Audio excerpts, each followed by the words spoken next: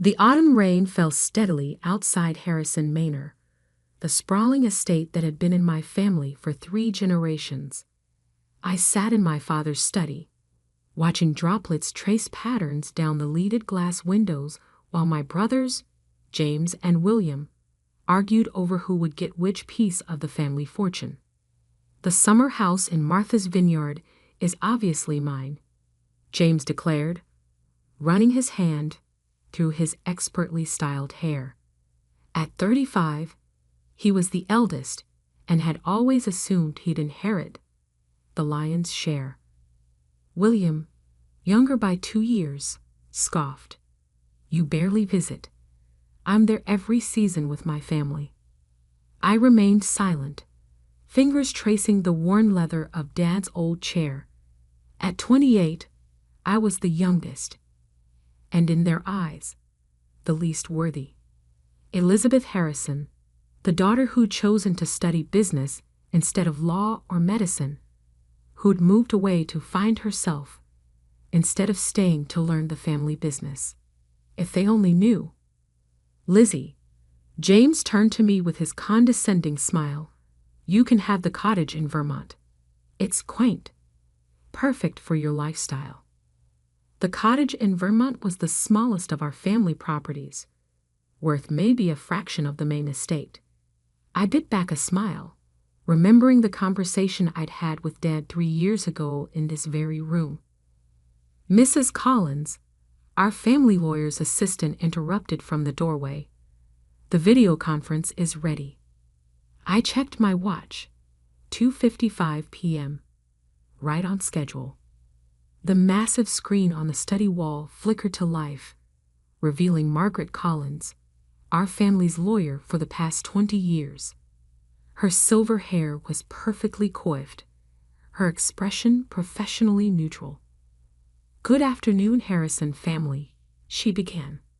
"As you know, we're here to discuss the distribution of your father's estate following his passing last month. Dad's death had been peaceful. In his sleep, they said. The last time I'd seen him, just a week before, he'd winked at me over dinner. Our secret safe between us. Now," Margaret continued, "I understand you've all had a chance to review the preliminary documents I sent last week." James nodded eagerly. "Yes, and I have some questions about the distribution percentages." "Actually," Margaret interrupted, "those documents were merely procedural. Your father left very specific instructions about how this meeting should proceed." William frowned. "What do you mean?" "The will is straightforward. The estate is to be divided between his children." "That's partially correct." Margaret shuffled some papers.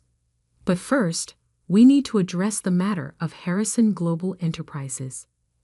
Ah, here it came. I sat up straighter, watching my brother's reactions. "What about the company?" James demanded. As the eldest, I naturally assume. "Harrison Global Enterprises," Margaret cut in, "was sold 3 years ago." The silence in the room was deafening. I could hear the grandfather clock ticking in the hallway, counting down the moments until their world shattered. "Sold?" William's voice cracked. "That's impossible." "To whom?"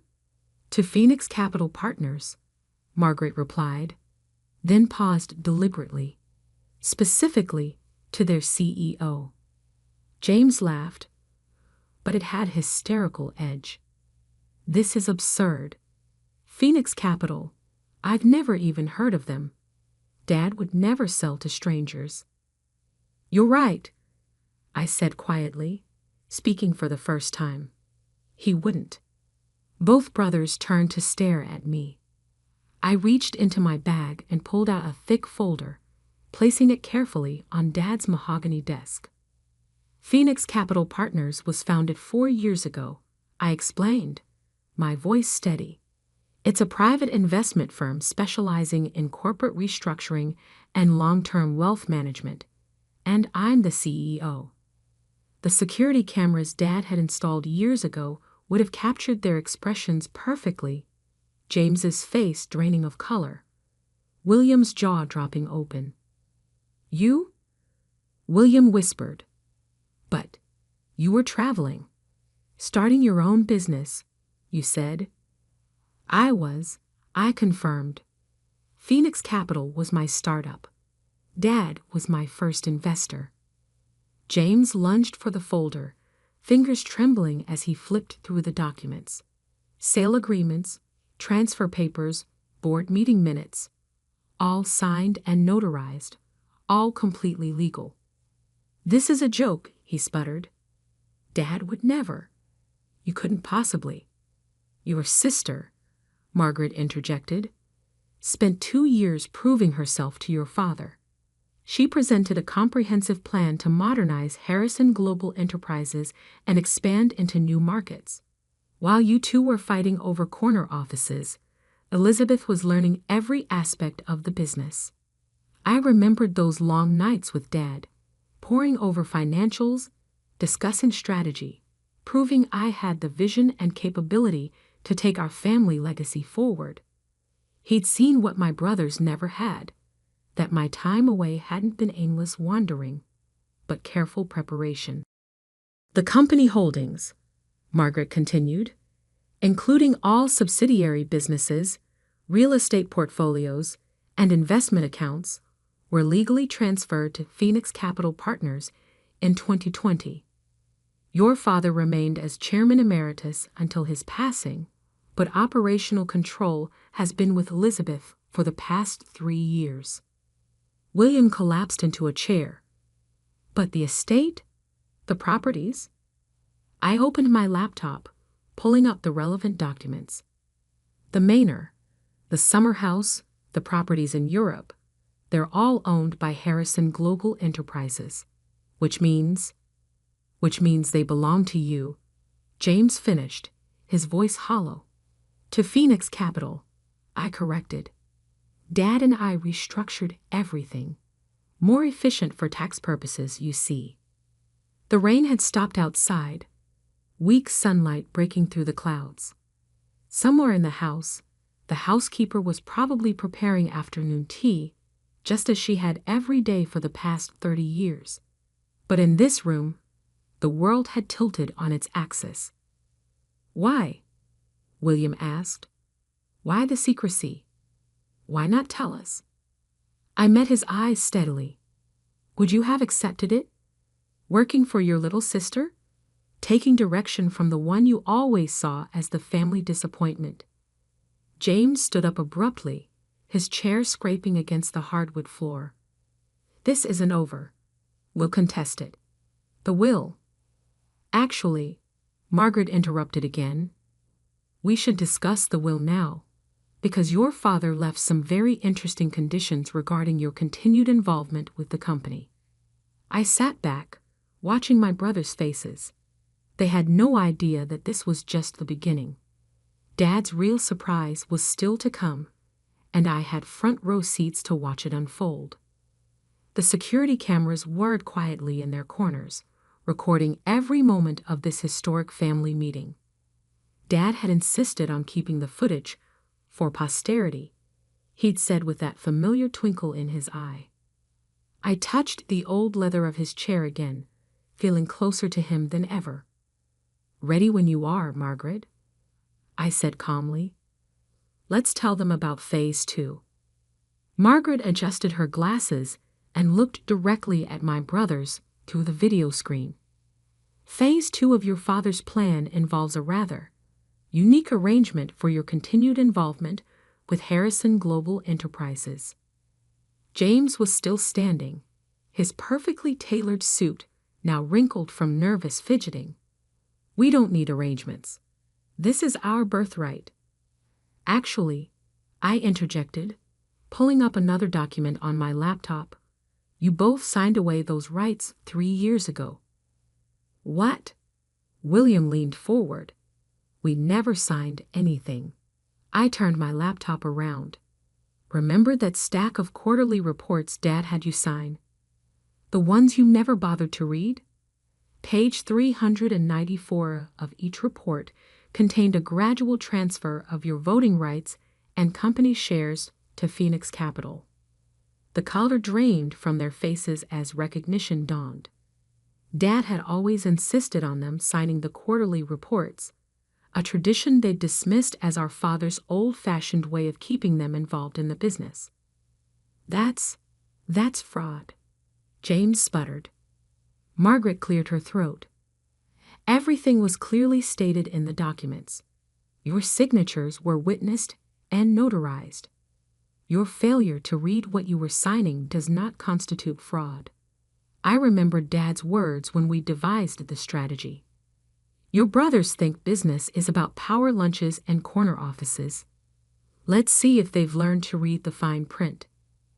However, Margaret continued, your father did not wish to leave you destitute. He believed in second chances, with conditions. She held up a thick envelope. This document outlines Phase 2 of the succession plan. Each of you has the opportunity to earn back a position in the company, along with a significant ownership stake. William's eyes narrowed. What kind of conditions? I stood up and walked to the window, looking out at the manor's grounds. The gardeners were trimming the hedges into their precise shapes, a task that required patience, skill, and attention to detail, everything my brothers had always lacked. Each of you will start at entry-level positions, I explained. William, given your background in finance, you'll begin in our accounts receivable department. James, with your law degree, you'll start in our compliance division. Entry level? James looked like he might faint. I'm a partner at Stevens and Mitchell. We're a partner, Margaret corrected. Your father arranged for your position there to end today. Same with your banking job, William. The grandfather clock struck 4, its deep chimes echoing through the house. Right on cue, both their phones buzzed with emails.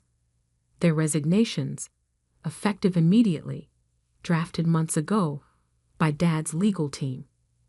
This is insane, William whispered. You can't just... I can, I said quietly, and I have. But unlike you two, I'm offering a genuine opportunity.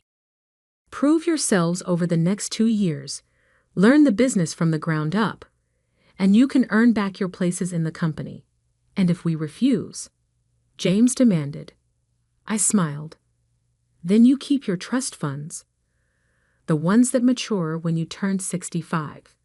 Until then, you'll receive a modest monthly stipend, enough to live comfortably, but not extravagantly. The security cameras caught James's face, turning an interesting shade of purple. He just bought a new yacht, I recalled.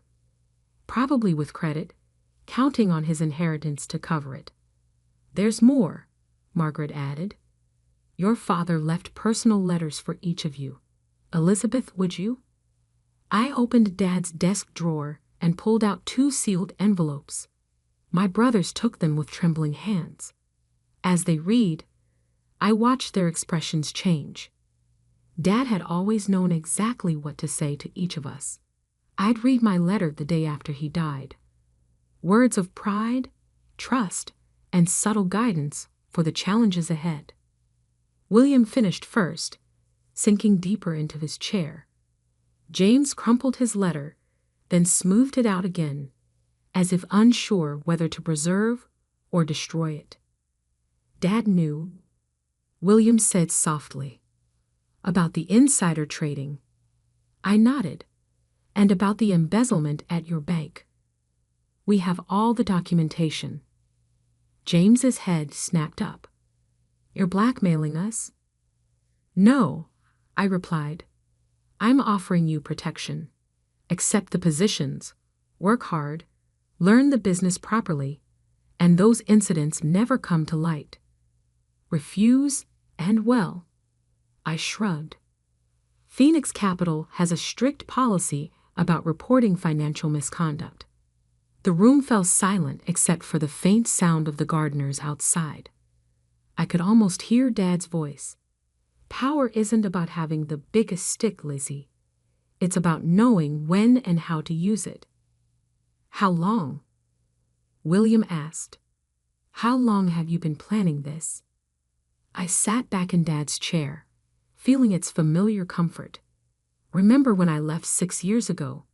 You both laughed, said I was running away from responsibility. But I was learning. Harvard Business School, internships at top investment firms, building connections, creating Phoenix Capital from scratch. While we were, James trailed off. While you were coasting on the family name, I finished. Taking shortcuts, breaking laws when it suited you. Margaret cleared her throat. The employment contracts are ready for your review. You'll have 24 hours to decide. After that, the regulatory authorities will receive some very interesting documents. And if we prove ourselves, William asked, after 2 years?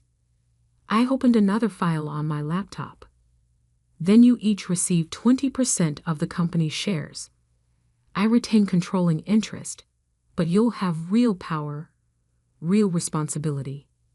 Earned, not inherited. Why? James's voice was barely a whisper. Why go through all this? Because Dad believed in legacy, I answered. Not just money and property, but values, ethics, real business acumen. He wanted his children to be worthy of the Harrison name, not just entitled to it. I stood up, gathering my things. You have 24 hours. The contracts are with Margaret. I suggest you read them carefully this time. As I walked toward the door, William called out, Where are you going? To the office. Unlike some people, I actually work for a living. I paused at the threshold. Oh, and James, call the yacht broker. You're going to need that money for rent. The security cameras recorded their stunned faces as I left. Outside, the sun had fully emerged, making the wet gardens glisten. I pulled out my phone and dialed a familiar number. Miss Harrison, my assistant answered. How did it go? Just as Dad predicted, I replied. Have the HR team ready tomorrow morning. I have a feeling we'll have 2 new entry-level employees to orient. And if they refuse? I smiled, thinking of the additional documents hidden in Dad's safe. They won't. Phase 3 will make sure of that. The real game was just beginning, and I had all the pieces in place. Dad had taught me well. Sometimes the best power play is the one your opponents never see coming until it's too late. Part 3. The next morning, Harrison Global Enterprises' Modern Glass headquarters buzzed with unusual energy. Word had spread quickly. The Harrison brothers were starting their first day of work, in entry-level positions. I watched from my top-floor office as James's Maserati pulled into the parking garage, followed by William's more modest BMW. They'd shown up. Phase 3 could begin. They're here, my assistant announced through the intercom. Human Resources is ready for their orientation. Have them sent up here first, I replied. Minutes later, my brothers entered, both looking uncomfortable in business casual attire instead of their usual bespoke suits.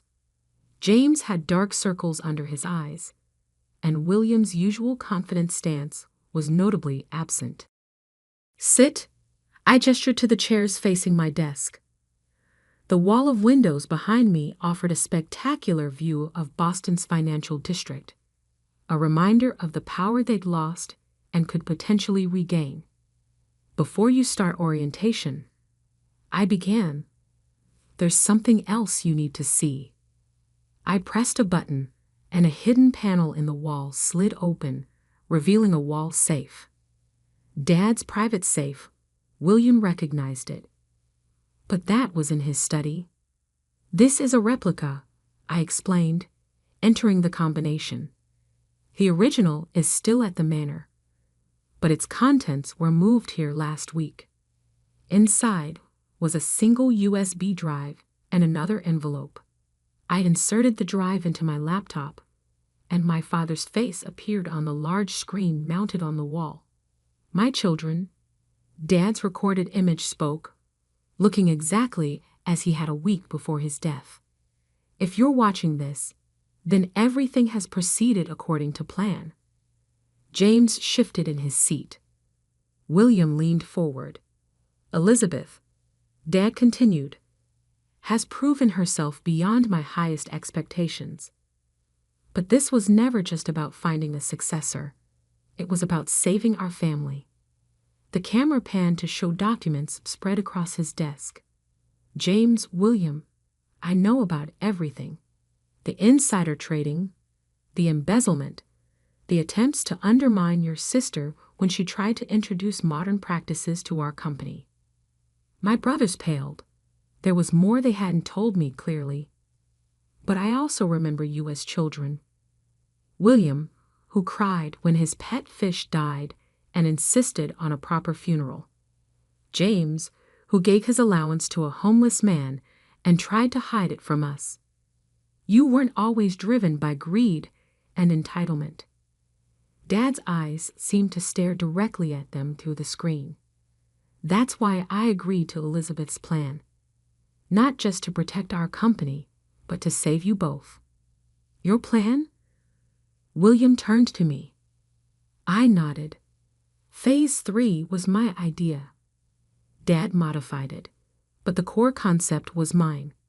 On screen, Dad held up a familiar document. "This is the real inheritance document. Elizabeth doesn't just control the company. She controls your futures.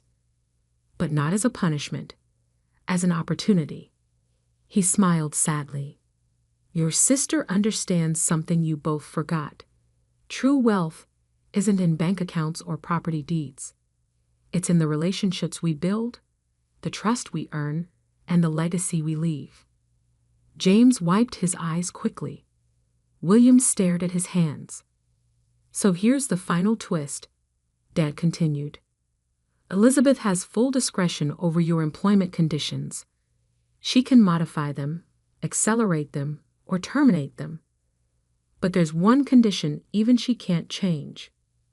I opened the envelope from the safe and spread out the contents. "Family dinner," I said quietly.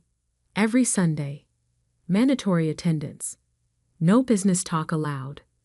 Because," Dad's recording continued, "you need to remember how to be a family again.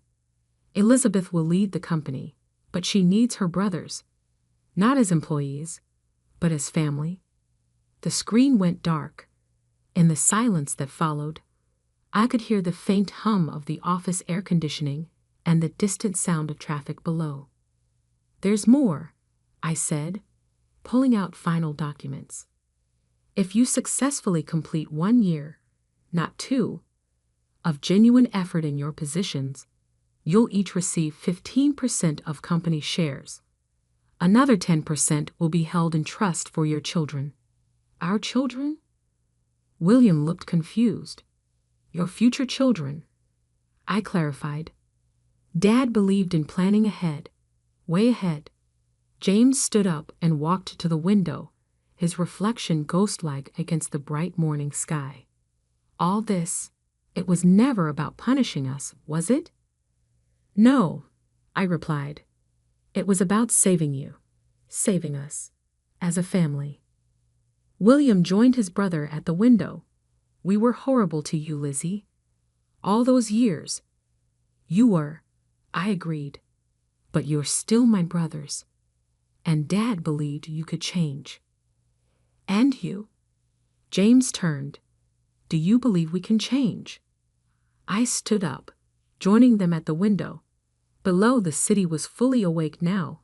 People rushing to their offices, living their lives, pursuing their dreams. "I believe," I said carefully, "that this company needs more than just my vision. It needs your legal expertise, James, properly applied this time. And your financial acumen, William, used for growth, not personal gain. But first, I continued, we need to rebuild trust, starting with Sunday dinner. Where? William asked. The Manor? I smiled. My place. I make a mean lasagna. And I have pictures from my Harvard graduation that you never attended, plus evidence of all your childhood embarrassments that Dad secretly saved. James actually laughed, a real laugh, not his usual condescending chuckle. You're going to hold those over us forever, aren't you? Of course. I am a Harrison, after all. The next few months weren't easy. James struggled with taking orders from younger colleagues. William had to relearn basic accounting practices he'd skipped over in his rush to the top. But slowly, things began to change. Sunday dinners became a genuine time for reconnection. Between mouthfuls of lasagna and embarrassing childhood stories, we rediscovered what it meant to be siblings, not just business rivals. 6 months in, I called them both to my office again. They entered cautiously, but with more confidence than that first day. The board is impressed with your progress, I began, especially the ethics committee. Is this about the shares? William asked. It hasn't been a year yet. No, I smiled. This is about phase 4. There's a phase 4? James groaned. Dad's reaching from beyond the grave again. I laughed. Actually, phase 4 is mine. How would you both feel about joining me in a new venture? Something separate from Harrison Global, but complementary. A chance to build something together as equals. Their faces showed surprise, then interest. We spent the next 3 hours discussing possibilities, arguing good-naturedly about business models and market strategies. It felt right. 1 year to the day after that first inheritance meeting, we gathered in Dad's old study. The security cameras were still there, silent witnesses to our family's transformation. I have something to show you, I said, pulling up the footage from that dramatic first meeting. We watched our past selves, barely recognizing the entitled, angry men and the defensive, prepared woman we'd been. We were such idiots, William mused. Were? James quipped, earning a playful punch from our brother. I looked at them, really looked at them. James had lost the arrogant edge to his smile. William's eyes had regained the kindness I remembered from our childhood, and I had gained something too, brothers I could trust, not just with business, but with my life. Dad would be proud, I said softly, of all of us. The security cameras whirred quietly, recording this moment too. But we didn't need recordings anymore to remember who we were or what we meant to each other. We were Harrisons, not just in name or inheritance, but in spirit. And that, as Dad had known all along, was worth more than any estate.